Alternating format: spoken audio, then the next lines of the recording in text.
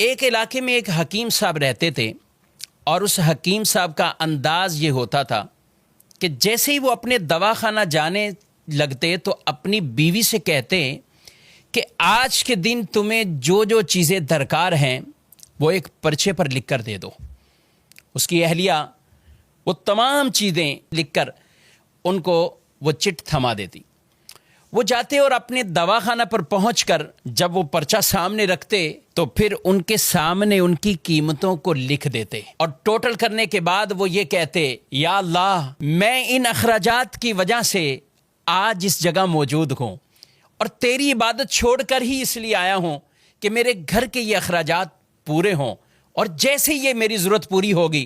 میں اپنے اس دکان کو بند کر کے دوبارہ تیری عبادت میں مشغول ہونے کے لیے چلا جاؤں گا۔ یہ معاملہ اس کا چلتا رہا۔ ایک دن تو عجیب ہی معاملہ ہوا کہ جب دواخانہ پہنچے، پرچے کو سامنے رکھا، چٹ کو دیکھتے جا رہے ہیں، کہیں دودھ اور چینی اور گھر کے دیگر ضروریات کا تذکرہ ہے،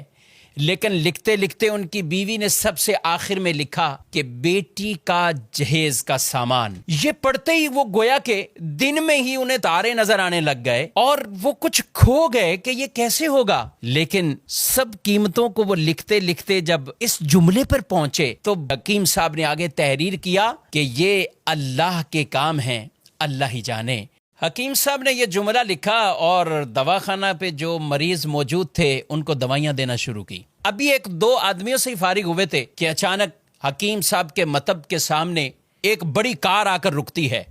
اور اس میں سے ایک سوٹ بوٹ، ایک خوبصورت لباس پہنے ہوا آدمی کار سے باہر نکلتا ہے اور وہ حکیم صاحب کے دواخانہ میں داخل ہو جاتا ہے۔ حکیم صاحب جیسے ہی اپنے مریضوں سے فارغ ہوئے تو اس کو کہنے لگے کہ بھائی اگر آپ کو دوا چاہیے تو میرے قریب آ جائیں، میں آپ کی نبض چیک کرتا ہوں، آپ کو دیکھ لیتا ہوں، اور اگر کسی اور مریض کے لیے چاہیے تو مجھے اس کے حالات بتائیں، کیفیت بتائیں۔ وہ آدمی کہنے لگا، حکیم صاحب شاید آپ نے مجھے پہچانا نہیں ہے، اور آپ کیسے پہچان سکتے ہیں؟ 15-16 سال کا عرصہ گزر گیا ہے۔ حکیم صاحب کچھ حیران سے ہوئے کہ آخر کون سے یہ راز سے پردہ اٹھانے والے ہیں۔ وہ آدمی کہنے لگا، آج سے 16 سال قبل آپ کی اسی دکان کے سامنے سے میرا گزر ہو رہا تھا اور یہی دکان کے قریب ہی ہماری گاڑی کا ٹائر پنچر ہوا اور میں باہر دھوپ میں کھڑا تھا، آپ نے دیکھا تو آپ نے کہا کہ اندر آئیے، اسٹول پر بیٹھ جائیں۔ میں اندر آیا، میں نے آپ کو دیکھا، لوگوں کو دوائیاں دے کر آپ اب فارغ بیٹھے ہیں، ایک چھوٹی سی بچی آپ کے پاس کھڑی اور آپ سے کہہ رہی تھی، بابا چلیے نا، بھوک لگی ہوئی ہے، چلیے گھر کو چلتے ہیں۔ آپ اسے کچھ ٹہلنے کا کہہ رہے تھے۔ میں نے سوچا میں ایسے ہی آپ کی دکان میں بیٹھا ہوں، چلو کوئی دوائی آپ سے کہہ دوں اور اسی بہانے کچھ آپ کو رقم دے دوں۔ میں نے آپ سے کہا کہ حکیم صاحب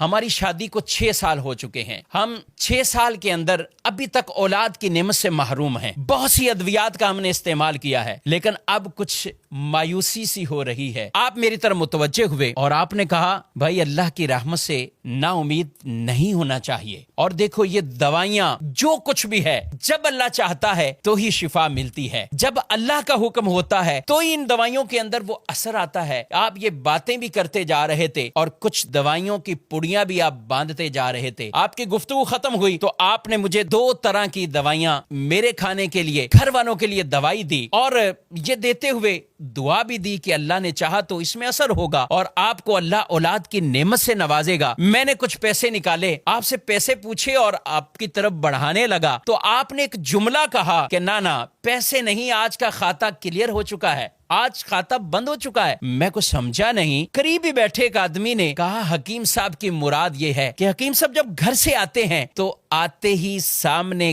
گھر کی ضروریات کی چٹ کو رکھتے ہیں، جتنے پیسوں کی ضرورت ہو تو پھر وہ کمانے کی صورت میں اپنی دکان کو بند کرتے ہیں اور گھر کو روانہ ہو جاتے ہیں۔ بڑے نیک سیرت حکیم ہیں اور اللہ کی عبادت میں مشغول ہو جاتے ہیں۔ میں کچھ حیران سا رہ گیا اور دل ہی دل میں شرمندہ ہو رہا تھا کہ میں کیسا انسان ہوں کہ سوچ رہا تھا کہ شاید یہ میرا بیٹھنا ان پر بوجھ لگ رہا ہے اور یہ کتنے عظیم اور نیک انسان ہیں۔ وہ شخص حکیم صاحب کی باتیں سن کر دل ہی دل میں کہہ رہا ہے کہ میرے شک شبے یقین میں بدل چکے ہیں اور اس دوائی میں ضرور ہمارے لیے کوئی اثر ہوگا اور اللہ پاک اپنی رحمت سے ہمیں اولاد بھی دے گا۔ گھر جاتے ہی اپنی اہلیہ سے، بیوی سے وہ آدمی پوری کہانی کو بیان کرتا ہے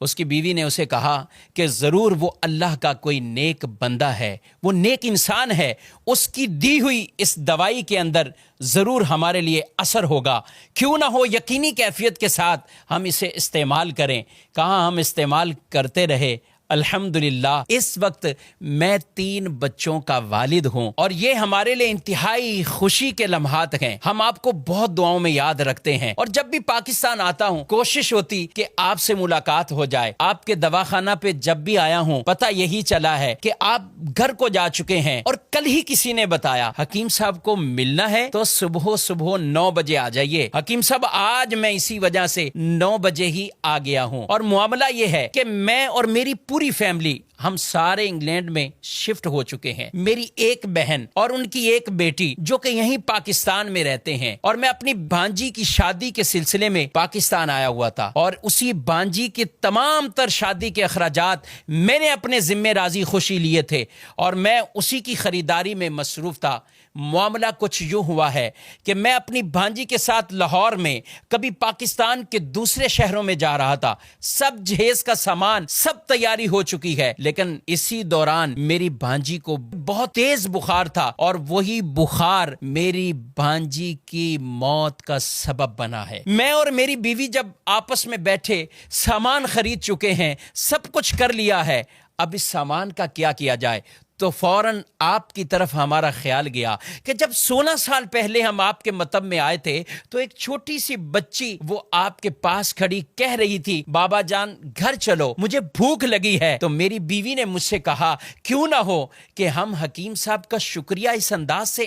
ادا کر دیں کہ یہ سارا بھانجی کا جو جہیز کا سامان ہے یہ حکیم صاحب کے گھر پہ پہنچا دیں۔ اور وہ ساتھ کہنے لگے کہ آپ نے مجھے اس بات سے منع نہیں کرنا ہے، رد نہیں کرنا، ہم بڑی امیدوں سے آپ کے پاس آئے ہیں، یہ سامان آپ کی بیٹی کے لیے ہم بطور گفٹ لے کر آئے ہیں۔ بس وہ کیا باتیں بتا رہے تھے کہ حکیم صاحب کی آنکھوں سے آنسو جاری ہو گئے، وہ روتے ہوئے، اور انہوں نے وہ چٹ نکالی اور وہ چٹ اور وہ پرچہ اس آدمی کے سامنے رکھا اور کہا بھائی محمد علی یہ دیکھو آج کے ہی دن میری بیوی نے گھر کے سودا سلف اور سامان کے ساتھ آخر میں بیٹی کے جہیز کا سامان بھی لکھا، اور میں نے دیکھو آگے کیا لکھا ہے، یہ اللہ کا کام ہے، اللہ جانے، اللہ بہتر سبب بنانے والا ہے۔ میں نے آگے یہ جملہ لکھ کر یہ معاملہ یہی کلوز کر دیا تھا، مگر میرے رب کی رحمت اور شان کریمی آپ دیکھیے کہ میں یہاں سے اٹھا نہیں ہوں، میرے رب نے اس چیز کا اہتمام کر دیا ہے۔ حکیم صاحب کہنے لگے محمد علی صاحب آپ کی بھانجی کا